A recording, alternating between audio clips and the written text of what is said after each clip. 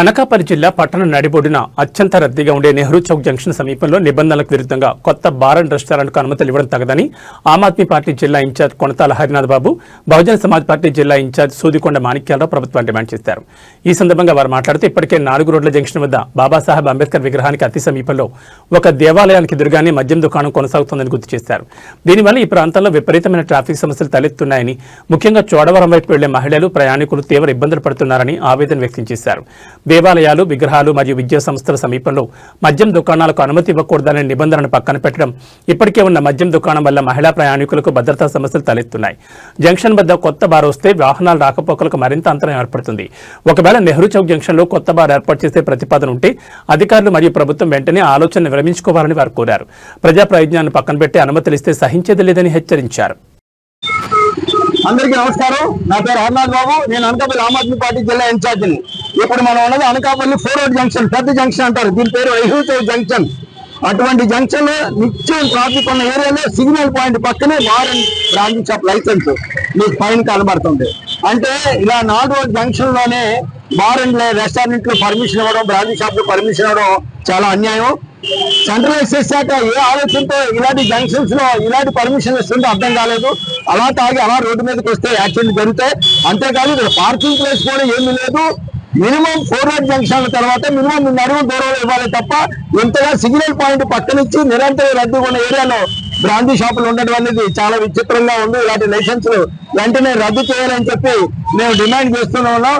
Central excise శాఖ వాళ్ళు కూడా 1-4 సార్లు ఆలోచించుకొని వైన్ షాపులకి, బార్ అండ్ రెస్టారెంట్ పర్మిషన్ ఇవ్వాలి తప్ప ఇష్టాసారం ఇవ్వద్దు. అలా ఇచ్చినట్టయితే మేము దీక్షలకు కూడా దిగడానికి ఎటువంటి వెనుకంజ చేసేది లేదు. కాబట్టి అనకాపల్లిలో 4 రోడ్ జంక్షన్ లో అటుపక్క చోడవరం రోడ్లో విజయలక్ష్మి వైన్స్ ఒకటి ఇచ్చారు. అంబేద్కర్ గారి బొమ్మకు 100 అడుగులు కూడా దూరం లేదు. అదే అలాగే సాయంత్రం అయ్యేసరికి విపరీతమైన ట్రాఫిక్ జామ్ అయిపోతుంది. మందుబాబులు అందరూ అక్కడ బండి పెట్టి మందు కొనడం వల్ల ట్రాఫిక్ ఇబ్బందిగా ఉంది. ఇప్పుడు సిగ్నల్ పాయింట్ పక్కనే ఇవ్వడం చాలా విచారకరం. వెంటనే దీన్ని రద్దు చేయాలి, వేరే ప్లేస్ కి దీన్ని బదిలీ చేయాలని చెప్పి ఆమ్ ఆద్మీ పార్టీ అనకాపల్లి నుంచి డిమాండ్ చేస్తుంది సెంట్రల్ ఎక్సైజ్ శాఖ అధికారులు. మీరు సూదికొండ మాణిక్యాలరావు. నేను బహుజన సమాజ్ పార్టీ అనకాపల్లి జిల్లా ఇన్ఛార్జ్ గా బాధ్యతలు నిర్వహిస్తున్నాను.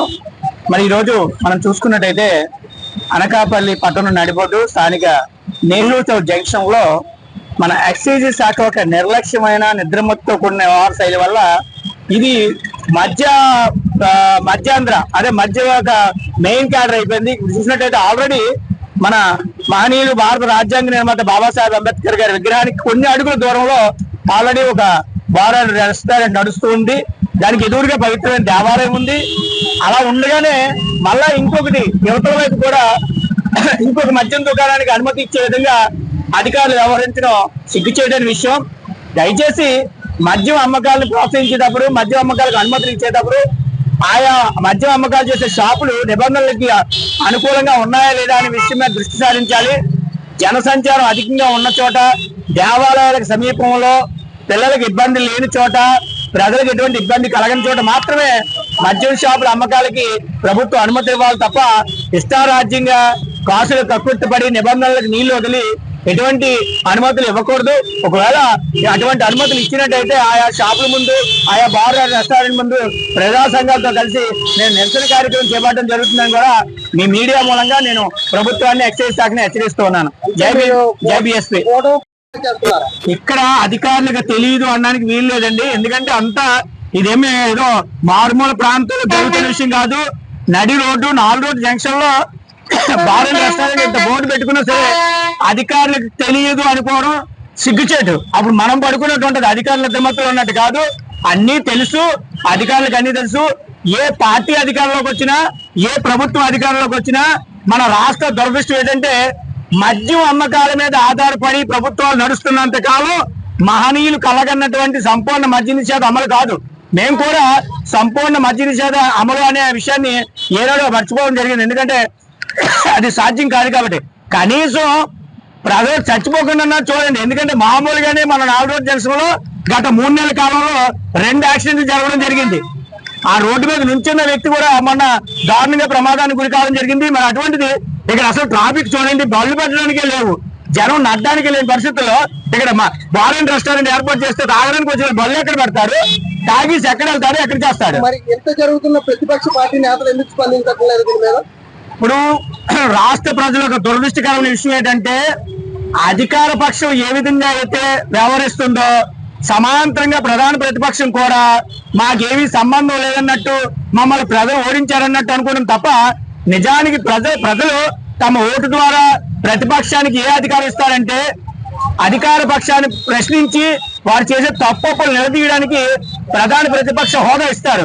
మరి మన కర్మ ఏంటంటే మన ప్రధాన ప్రతిపక్షం ఆ బాధ్యత కూడా మర్చిపోతుంది. ఇది దానికే నష్టం చేకూరుతుందని కూడా మేము తెలియజేస్తున్నాం. ప్రతిపక్ష పార్టీ ఉందా లేనట్టేనా మీ ఉద్దేశం?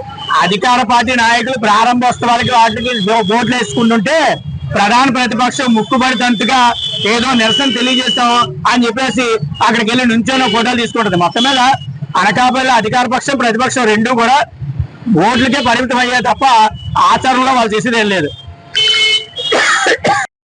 ఏం చేద్దాం అనుకుంటున్నారు? ఏ పార్టీ అయినా అధికారాన్ని నిలబెట్టుకోవాలన్నా ప్రజల హృదయాన్ని గెలాలన్నా ప్రజా సంక్షేమ పథకాలు ఖచ్చితంగా కావాలి.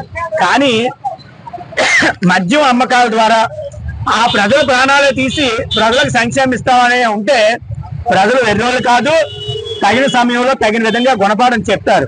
ఈ విషయాన్ని గుర్తెరిగి అధికార పార్టీ అధికార కూటమి ప్రజా సంక్షేమం మీద దృష్టి సారించాలి. ముఖ్యంగా అధికార కూటమిలో ఒకనాడు ప్రశ్నిస్తాము, ప్రధాన ప్రతిపక్షంగా వ్యవహరిస్తాం ప్రజల కోసం అనే ఒక పార్టీ ఉంది. అది అధికార పార్టీలో కూటమిలో ఉన్నప్పటికీ కూడా ప్రజా సమస్యల మీద స్పందించాలి. అప్పుడే దాన్నైనా సరే ప్రజలు గుర్తిస్తారని ఒక బాధ్యత గల ప్రతిపక్షంగా అయినా ప్రతిపక్షం ఒక మేలు కోరే వ్యక్తులుగా మేము విజ్ఞప్తి చేస్తూ ఉన్నాం.